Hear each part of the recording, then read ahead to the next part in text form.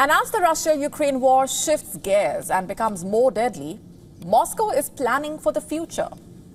Russia is not slowing down, it's shifting into overdrive, in fact.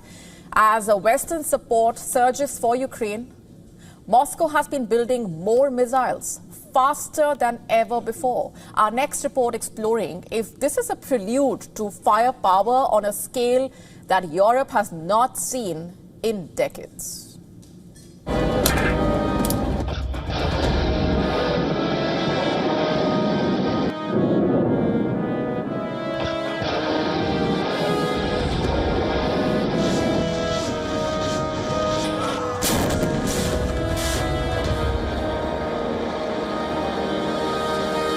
The skies over Ukraine are lit.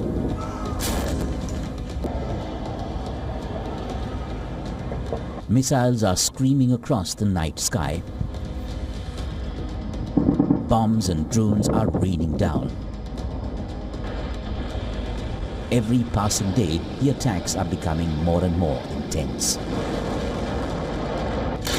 Caliber missiles have already been pounding Ukrainian energy hubs, while hypersonic Russian missiles are turning NATO-supplied weapons to dust. But the Russian arsenal isn't depleting. Ukraine now says Russia holds stockpiles of 700 ballistic missiles.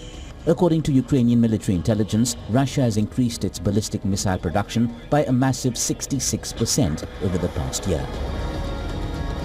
Currently, 60 to 70 Iskander-M and 10 to 15 Kinzhal hypersonic missiles are rolling out of Russian factories every month, and that's just the start.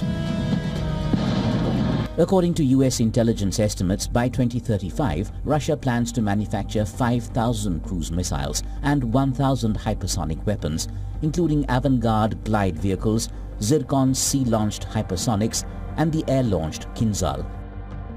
The same report also points out that Moscow plans to have 5,000 cruise missiles.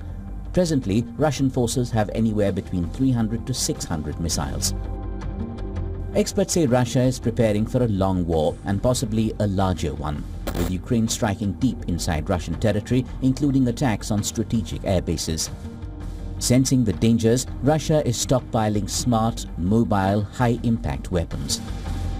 Russia is not alone. From Europe to the US, every nation is spending heavily on weaponry. Worldwide military expenditure saw its steepest rise in 2024 since the end of the Cold War, reaching $2.7 trillion as wars and rising tensions drove up spending. In the case of Europe, the main drivers of its surge was, I guess, the war in Ukraine in the short term, but also the security concern posed by Russia in the long term. So we saw that in the start of the war, not only did Russia and Ukraine both continue to increase spending, but many of the ambitious announcements by European governments since the start of the war really start to materialize. Now the spike in Russia's indigenous weapon manufacture comes despite the fact that Western nations have imposed all kinds of sanctions to stifle Moscow's war chest. But under President Putin, the Kremlin has created a new kind of supply chain, which Western experts say ranged from North Korea to Iran and even China. But that's not all. New long-range unmanned aerial systems and next-gen air defense missiles are being tested and deployed. Bureau Report, WION World is One.